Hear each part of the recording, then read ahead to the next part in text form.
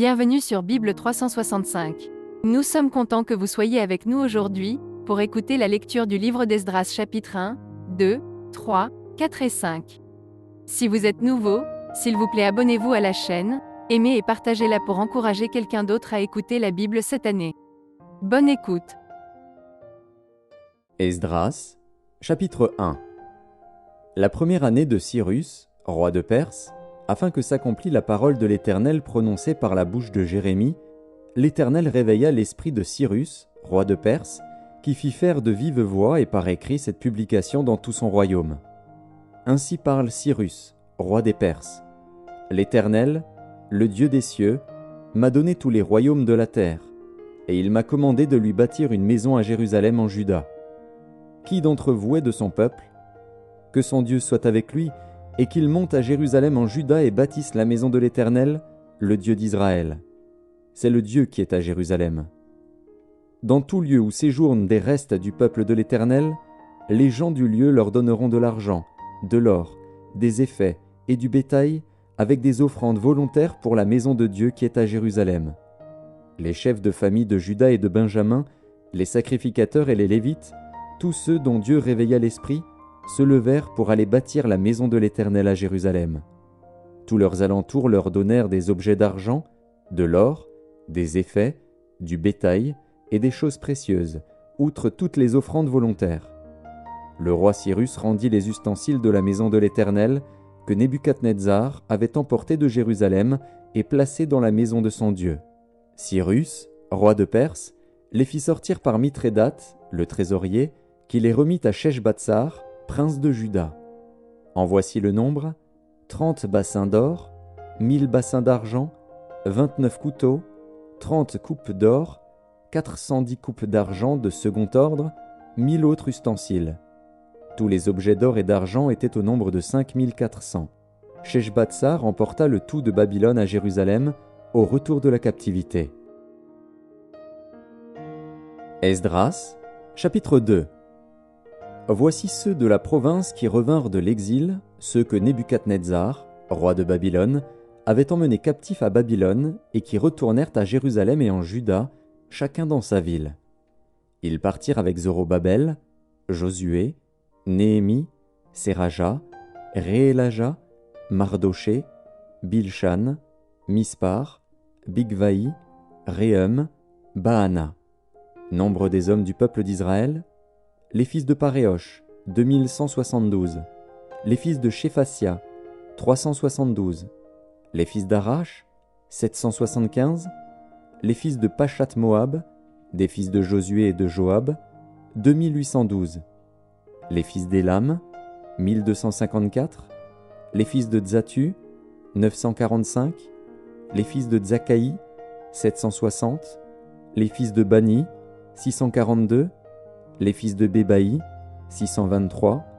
Les fils d'Asgad, 1222. Les fils d'Adonikam, 666. Les fils de Bigvaï, 2056. Les fils d'Adin, 454. Les fils d'Ater, de la famille d'Ézéchias, 98. Les fils de Betsaï, 323. Les fils de Jora, 112. Les fils de Hachem, 223. Les fils de Gibar, 95. Les fils de Bethléem, 123. Les gens de Netopha, 56. Les gens d'Anatoth, 128. Les fils d'Azmavet, 42. Les fils de Kirjatharim, de Képhira et de Béhéroth, 743. Les fils de Rama et de Geba, 621. Les gens de Mikmas, 122. Les gens de Bethel et d'Aï, 223. Les fils de Nebo, 52. Les fils de Magbish, 156. Les fils de l'autre Élam, 1254. Les fils de Harim, 320. Les fils de Lod, de Hadid et d'Ono, 725. Les fils de Jéricho, 345. Les fils de Sénaa, 3630. Sacrificateurs: les fils de Jedaéja, de la maison de Josué, 973. Les fils d'Imer, 1052. Les fils de Pashur, 1247, les fils de Harim, 1017, Lévites, les fils de Josué et de Kadmiel, des fils d'Odavia, 74, chantres, les fils d'Azaph, 128, fils des portiers, les fils de Shalom, les fils d'Ater, les fils de Talmon, les fils d'Akub, les fils de Hatita, les fils de Shobaï, en tous 139.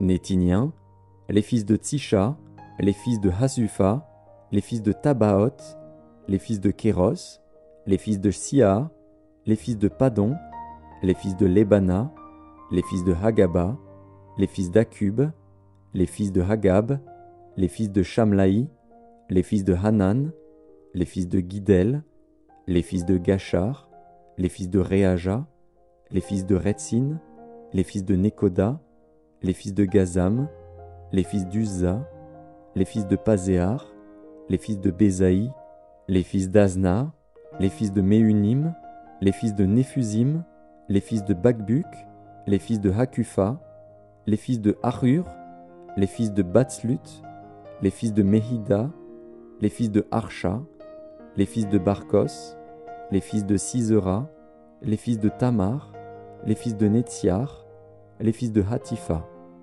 fils des serviteurs de Salomon, les fils de Sotaï, les fils de Sophéret, les fils de Péruda, les fils de Jaala, les fils de Darkon, les fils de Guidel, les fils de Shephasia, les fils de Hatil, les fils de Pokeret Hatsebaïm, les fils d'Ami.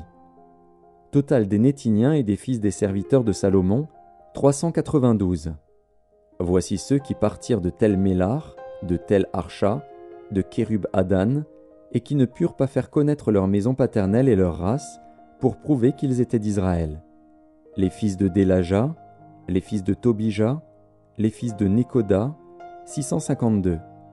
Et parmi les fils des sacrificateurs, les fils de Habaja, les fils d'Akots, les fils de Barzilaï, qui avaient pris pour femme une des filles de Barzilaï, le Galaadite, et fut appelé de leur nom. Ils cherchèrent leur titre généalogique, mais ils ne les trouvèrent point. On les exclut du sacerdoce, et le gouverneur leur dit de ne pas manger des choses très saintes jusqu'à ce qu'un sacrificateur ait consulté l'Urim et le Tumim. L'assemblée tout entière était de 42 360 personnes, sans compter leurs serviteurs et leurs servantes, au nombre de 7 337. Parmi eux se trouvaient 200 chantres et chanteuses. Ils avaient 736 chevaux, 245 mulets, 435 chameaux et 6720 ânes. Plusieurs des chefs de famille, à leur arrivée vers la maison de l'Éternel à Jérusalem, firent des offrandes volontaires pour la maison de Dieu, afin qu'on la rétablît sur le lieu où elle avait été. Ils donnèrent au trésor de l'œuvre, selon leurs moyens, 61 000 dariquets d'or, 5 000 mines d'argent et 100 tuniques sacerdotales. Les sacrificateurs et les Lévites, les gens du peuple, les chantres, les portiers et les Nétiniens s'établirent dans leurs villes. Tout Israël habita dans ces villes. Esdras, chapitre 3. Le 7e mois arriva, et les enfants d'Israël étaient dans leur ville. Alors le peuple s'assembla comme un seul homme à Jérusalem. Josué, fils de Jotsadak, avec ses frères les sacrificateurs, et Zorobabel, fils de Shealtiel, avec ses frères, se levèrent et bâtirent l'autel du Dieu d'Israël pour y offrir des holocaustes, selon ce qui est écrit dans la loi de Moïse, homme de Dieu. Ils rétablirent l'autel sur ses fondements, quoiqu'ils eussent à craindre les peuples du pays, et ils y offrirent des holocaustes à l'Éternel, les holocaustes du matin et du soir. Ils célébrèrent la fête des tabernacles, comme il est écrit, et ils offrirent jour par jour des holocaustes, selon le nombre ordonné pour chaque jour.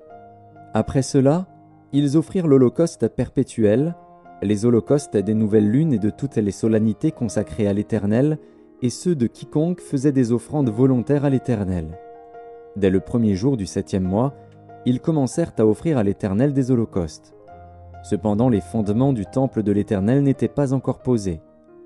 On donna de l'argent aux tailleurs de pierre et aux charpentiers, et des vivres, des boissons et de l'huile aux Sidoniens et aux Tyriens, pour qu'ils amenassent par mer jusqu'à Japhos des bois de cèdre du Liban, suivant l'autorisation qu'on avait eue de Cyrus, roi de Perse.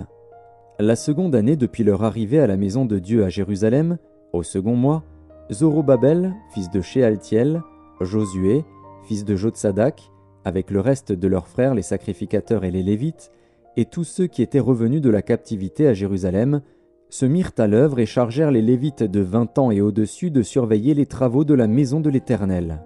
Et Josué, avec ses fils et ses frères, Kadmiel, avec ses fils de Juda, les fils de Henadad, avec leurs fils et leurs frères les Lévites, se préparèrent tous ensemble à surveiller ceux qui travaillaient à la maison de Dieu.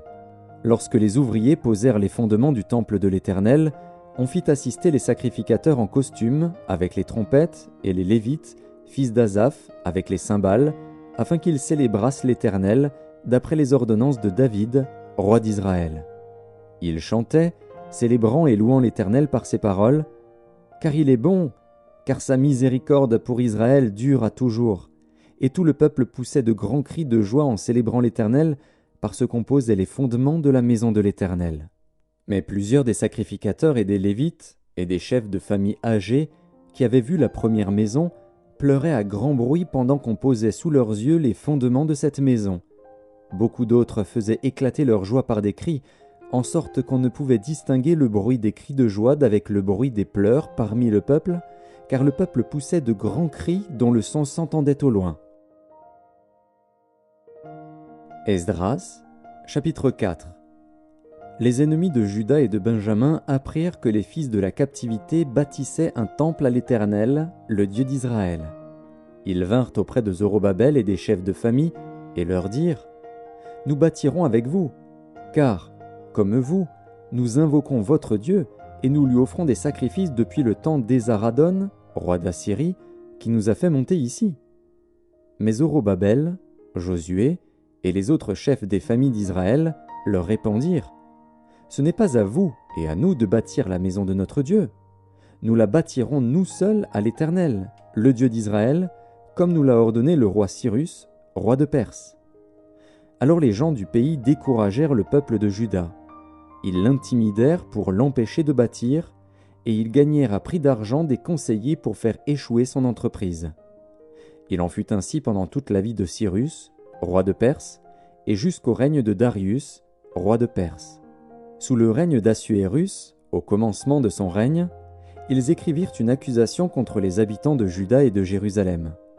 Et du temps d'Artaxercès, Bishlam, Mithrédas, Tabil et le reste de leurs collègues écrivirent à Artaxercès, roi de Perse. La lettre fut transcrite en caractère araméen et traduite en araméen. Réhum, gouverneur, et Shimshaï, secrétaire, écrivirent au roi Artaxercès la lettre suivante concernant Jérusalem. Réhum, gouverneur, Shimshaï, secrétaire, et le reste de leurs collègues, ceux de Din, d'Arpharsatak, de Tarpel, d'Apharas, d'Érec, de Babylone, de Suse, de Déa, d'Élam, et les autres peuples que le grand et illustre Osnappar a transportés et établis dans la ville de Samarie et autres lieux de ce côté du fleuve, etc. C'est ici la copie de la lettre qu'ils envoyèrent au roi Artaxercès. Tes serviteurs, les gens de ce côté du fleuve, etc. Que le roi sache que les Juifs partis de chez toi et arrivés parmi nous à Jérusalem rebâtissent la ville rebelle et méchante, en relèvent les murs et en restaurent les fondements. Que le roi sache donc que, si cette ville est rebâtie et si ses murs sont relevés, ils ne payeront ni tribut, ni impôts, ni droit de passage, et que le trésor royal en souffrira. Or, comme nous mangeons le sel du palais et qu'il ne nous paraît pas convenable de voir mépriser le roi, nous envoyons au roi ces informations. Qu'on fasse des recherches dans le livre des mémoires de tes pères, et tu trouveras et verras dans le livre des mémoires que cette ville est une ville rebelle, funeste au roi et aux provinces, et qu'on s'y est livré à la révolte dès les temps anciens. C'est pourquoi cette ville a été détruite. Nous faisons savoir au roi que, si cette ville est rebâtie et si ses murs sont relevés, par cela même tu n'auras plus de possession de ce côté du fleuve. » Réponse envoyée par le roi à Réhum, gouverneur, à Shimshaï, secrétaire, et au reste de leurs collègues, demeurant à Samarie et autres lieux de l'autre côté du fleuve. Salut, etc. La lettre que vous nous avez envoyée a été lue exactement devant moi. j'ai donné ordre de faire des recherches, et l'on a trouvé que dès les temps anciens, cette ville s'est soulevée contre les rois, et qu'on s'y est livré à la sédition et à la révolte. Il y eut à Jérusalem des rois puissants, maîtres de tout le pays de l'autre côté du fleuve, et auxquels on payait tribut, impôts et droits de passage. En conséquence, ordonnez de faire cesser les travaux de ces gens, afin que cette ville ne se rebâtisse point avant une autorisation de ma part. Gardez-vous de mettre en cela de la négligence, de peur que le mal n'augmente au préjudice des rois. Aussitôt que la copie de la lettre du roi Artaxercès eut été lue devant Réhum, Shimshaï, le secrétaire, et leurs collègues, ils allèrent en hâte à Jérusalem vers les Juifs et firent cesser leurs travaux par violence et par force. Alors s'arrêta l'ouvrage de la maison de Dieu à Jérusalem, et il fut interrompu jusqu'à la seconde année du règne de Darius, roi de Perse. Esdras, chapitre 5. Agé, le prophète, et Zacharie, fils d'Iddo, le prophète, prophétisèrent aux Juifs qui étaient en Juda et à Jérusalem au nom du Dieu d'Israël. Alors Zorobabel, fils de Shealtiel, et Josué, fils de Jotsadak, se levèrent et commencèrent à bâtir la maison de Dieu à Jérusalem. Et avec eux étaient les prophètes de Dieu qui les assistaient. Dans ce même temps, Tatnaï, gouverneur de ce côté du fleuve, Shethar-Boznaï et leurs collègues, vinrent auprès d'eux et leur parlèrent ainsi. « Qui vous a donné l'autorisation de bâtir cette maison et de relever ses murs ?» Ils leur dirent encore, « Quels sont les noms des hommes qui construisent cet édifice ?» Mais l'œil de Dieu veillait sur les anciens des Juifs, et on laissa continuer les travaux pendant l'envoi d'un rapport à Darius et jusqu'à la réception d'une lettre sur cet objet. Copie de la lettre envoyée au roi Darius par Tatnaï, gouverneur de ce côté du fleuve. Shethar-Boznaï et leurs collègues d'Apharzak, demeurant de ce côté du fleuve. Ils lui adressèrent un rapport ainsi conçu. « Ô roi Darius, salut ! Que le roi sache que nous sommes allés dans la province de Juda, à la maison du grand Dieu. Elle se construit en pierre de taille, et le bois se pose dans les murs. Le travail marche rapidement et réussit entre leurs mains. Nous avons interrogé les anciens, et nous leur avons ainsi parlé. Qui vous a donné l'autorisation de bâtir cette maison et de relever ses murs ? Nous leur avons aussi demandé leurs noms pour te les faire connaître, et nous avons mis par écrit les noms des hommes qui sont à leur tête. Voici la réponse qu'ils nous ont faite. Nous sommes les serviteurs du Dieu des cieux et de la terre, et nous rebâtissons la maison qui avait été construite il y a bien des années. Un grand roi d'Israël l'avait bâtie et achevée. Mais après que nos pères eurent irrité le Dieu des cieux, il les livra entre les mains de Nebuchadnezzar, roi de Babylone, le Chaldéen, qui détruisit cette maison et emmena le peuple captif à Babylone. Toutefois, la première année de Cyrus, roi de Babylone, le roi Cyrus donna l'ordre de rebâtir cette maison de Dieu. Et même le roi Cyrus ôta du temple de Babylone les ustensiles d'or et d'argent de la maison de Dieu que Nebuchadnezzar avait enlevés du temple de Jérusalem et transportés dans le temple de Babylone. Il les fit remettre au nommé Sheshbatsar, qu'il établit gouverneur, et il lui dit « Prends ces ustensiles, va les déposer dans le temple de Jérusalem et que la maison de Dieu soit rebâtie sur le lieu où elle était. » Ce Sheshbatsar est donc venu, et il a posé les fondements de la maison de Dieu à Jérusalem. Depuis lors jusqu'à présent, elle se construit, et elle n'est pas achevée. Maintenant, si le roi le trouve bon, que l'on fasse des recherches dans la maison des trésors du roi à Babylone, pour voir s'il y a eu de la part du roi Cyrus un ordre donné pour la construction de cette maison de Dieu à Jérusalem. Puis, que le roi nous transmette sa volonté sur cet objet.